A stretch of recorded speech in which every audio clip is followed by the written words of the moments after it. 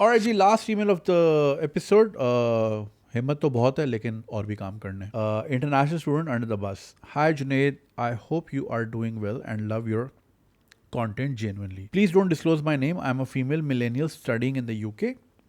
Well, the problem is that some of my classmates are Indian and Pakistanis, and they always keep asking me about my job situation on and on again, despite knowing that I haven't got any as of now.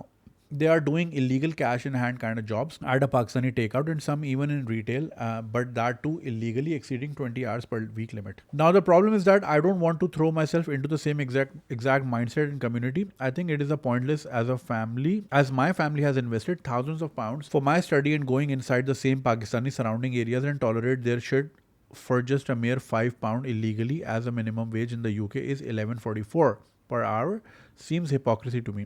What if immigration department get to know about this? It's been only 4 months, but the peer pressure from these guys is getting on my nerves. I want to explore my options and don't want to limit myself to working with KFC, McDonald's, which don't have any future in the long run. Also, the most depressing thing is that they work illegally, don't pay attention to lectures, and make assignments by giving money to some writer. And guess what? In the end, they pass with amazing marks, and I, who invest so much time and study, just pass with mediocre numbers. This thing is killing me. Am I wrong? Should I do what they are doing? Please, Junaid, guide me on this. Really need some input regarding this issue. So ये एक बहन है, UK में गई हैं पढ़ने, और इनके आसपास जो हैं वो सारे इलीगली काम करते हैं, और वो उनसे पूछते रहते हैं काम मिला एंड कौन तला काम मिला एंड वो चूँकि इलीगली काम करते हैं तो जहाँ 1144 pounds per hour minimum wage है, वहाँ उनको £5 मिलते हैं. And these are mostly run by Pakistanis, Indians and Sri Lankans. और वो देसी रेस्टोरेंट्स और देसी स्टोर्स थ्राइव इसलिए करते हैं क्योंकि उनको अच्छी खासी तादाद में इस तरह के इलीगल वर्कर्स मिल जाते हैं जो कैश इन हैंड में काम करते हैं. वो इनको एक्सप्लॉइट करते हैं साल. ये बच्चे क्या करते हैं कि ये अपनी पढ़ाई छोड़ के ये काम करते हैं, और फिर असाइनमेंट्स जो होते हैं वो पैसा देके पाकिस्तान में कंपनीज हैं. कल भी एक मुझे वीडियो नज़र आई जिसमें वो बाकायदा बता रहे थे कि जी आपने अगर अपने असाइनमेंट्स बनवाने हैं तो हमसे बनवा लीजिए, और फिर वो पास हो जाते हैं और ये फेल हो जाती हैं. अब ये कह रही है कि मैं डिप्रेस हो रही हूँ और क्या मैं भी ये राउट इस्तेमाल करूँ. देखिए, फर्स्ट ऑफ ऑल आपकी फैमिली ने हज़ारों पाउंड इसलिए नहीं खर्च किए कि आप दूसरे मुल्क में जाके KFC मैकडॉनल्ड में काम करें. ना KFC मैकडॉनल्ड में काम करने में कोई आर नहीं, बट आपका वो मकसद नहीं था ज़िंदगी में. आपका मकसद था कि डिग्री हासिल करना, अपने आप को अपस्किल करना. What you need to do is first change your friend circle. You are a product of 5 people you hang out with. तो अगर आप 5 मैकडॉनल्ड, KFC के और ऊबर ईट्स के राइडर्स के साथ आप बैठेंगी तो आप भी फिर इवेंचुअली वही बन जाएंगी. You need to be the least smartest person in your circle.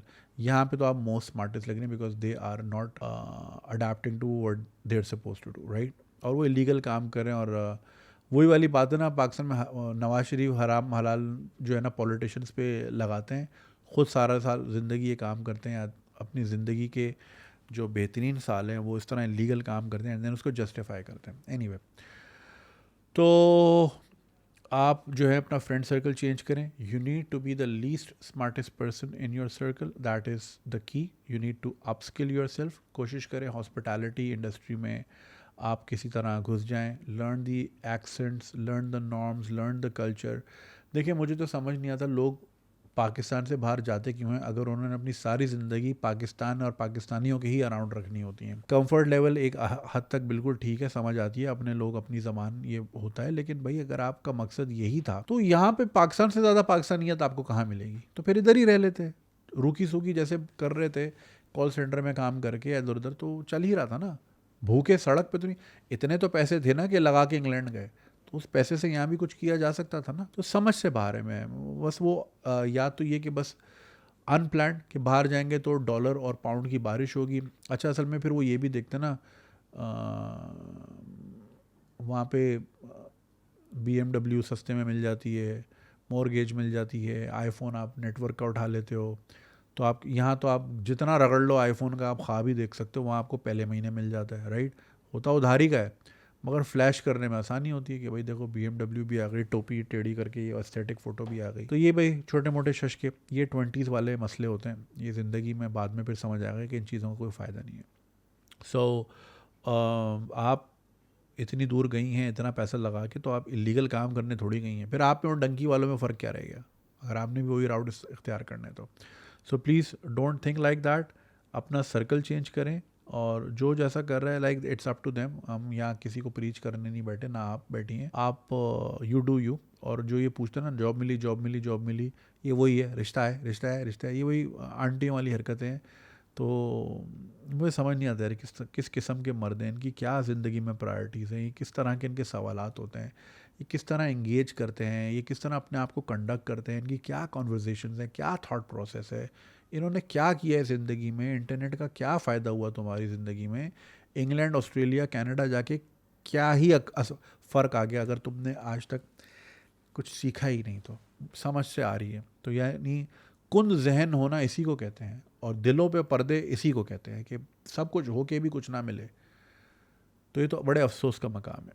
So again जिसने जो करना है वो करे, लेकिन आप जो हैं, अगर आपको लगता है कि आपने इतनी मेहनत करके, इतने धक्के खा के, वीएफएस के दफ्तर के, और अपना बायोमेट्रिक करा के, डिग्री अटेस्ट करा के, और आइल्स का एग्ज़ाम दे के, दिस दैट इसलिए किया था कि आप वहाँ पे बर्गर फ्लिप करें, तो फिर कर लें। फिर इन सारी जद्दोजहद का मुझे सर पैर समझ नहीं आता।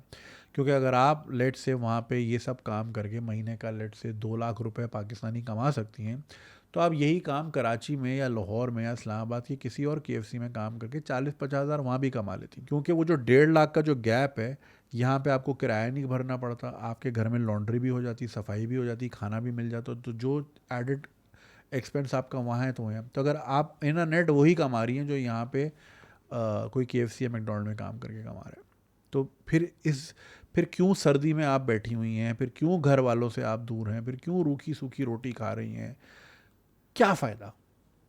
समझ से बाहर है। तो प्लीज़ मकसद से नहीं हटना। आप लोगों को इस पे वो इंडियन म्यूज़िक लग जाएगा, मकसद वाला। मकसद से नहीं हटें। मकसद आपका ये था कि आप तालीम हासिल करें, अपने आप को अपस्किल करें, और जो चीज़ आपको मयारी पढ़ाई या तालीम या एक्सपोजर यहाँ आपको नमल में, नस्ट में, आईबीए में, जैबिस में, लम्स में शायद ना मिलता, वो आपको वहाँ मिल सकता है। तो फिर वो लें, यही वजह थी ना। तो ये जो मकसद से लोग शिफ्ट हो जाते हैं, and again it's a result of lack of planning. सोचा ही नहीं था कि करना क्या है वहाँ जाके, पता ही नहीं था कि खर्चे कैसे पूरे, बस जाना है ताकि फेसबुक पे लिव्स इन सियालकोट या सरगोदा से हट के लिव्स इन न्यू कासल लिखा हुआ आ जाए, फ्लैक्स हो जाएगा, तस्वीरें अच्छी आ जाएंगी, एस्थेटिक। सरगोदा में क्या ही दिखा देता तू अपने इंस्टाग्राम पे, अब वहाँ जाके दिखाएगा। शेदू वेला भी तो मिलान में डुओमो कैथीड्रल के सामने बना रहा होता ना टिकटॉक, डंकी लगा के गया था। हुण कितने हज़ारों पाउंड का मानना है, या फिर यूरो, या एक और है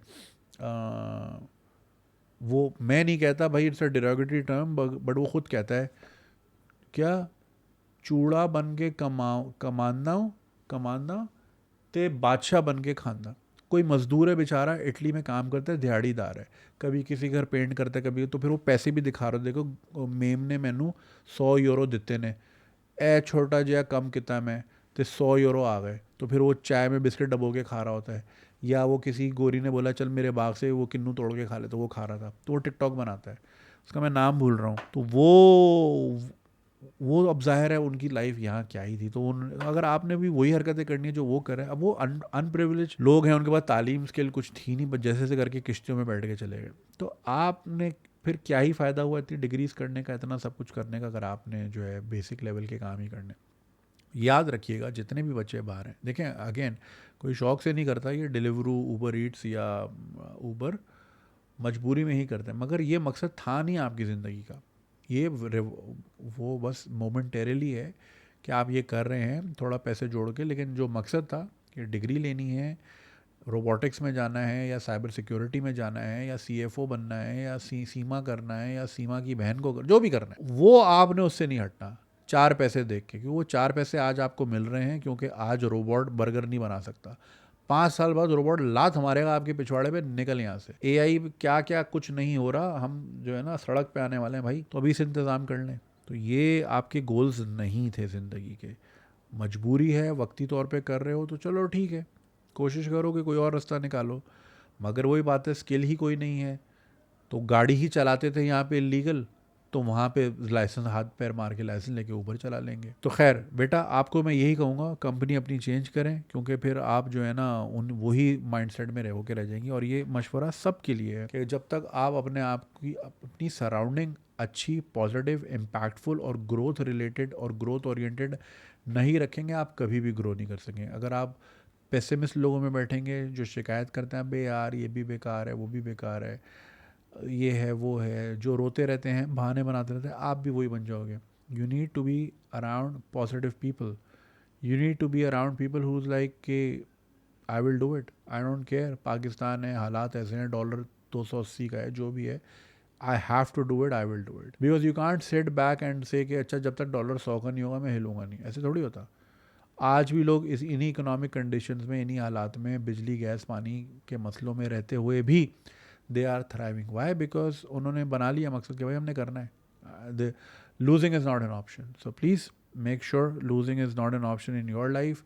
you need to thrive no matter what. ज़िंदगी एक बार मिलती है और अल्लाह कभी किसी को इतना बोझ नहीं देता जितना वो सह ही ना सके। तो अगर आपके कंधों पे बोझ है, कर्ज है, डेट है, जिम्मेदारियां हैं, बहन की शादी है, बाप का इलाज है, माँ की दवाई है, तो वो उतना ही है जितना आप बर्दाश्त कर सकते हो, कभी उससे ज़्यादा आपको नहीं मिलता।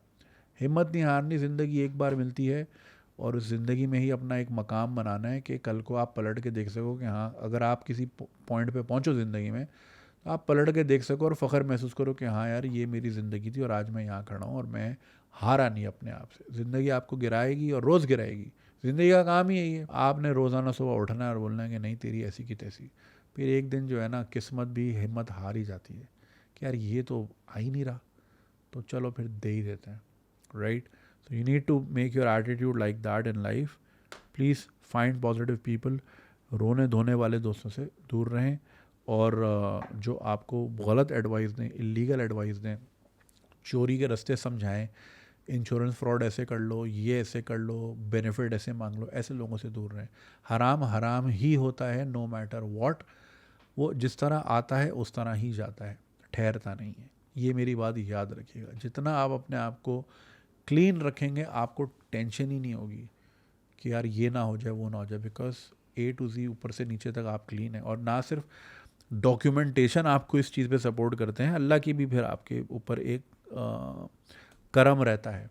और वो इसलिए होता है कि आपने जब अपने आप को साफ़ सुथरा रखा हुआ है हर मेट्रिक से, हर पैरामीटर से, तो फिर आपके ऊपर भी रहम होता है, करम होता है और दुनिया कर्मा पे चलती है। जो दोगे दुनिया को, दुनिया वही पलट के आपको देगी।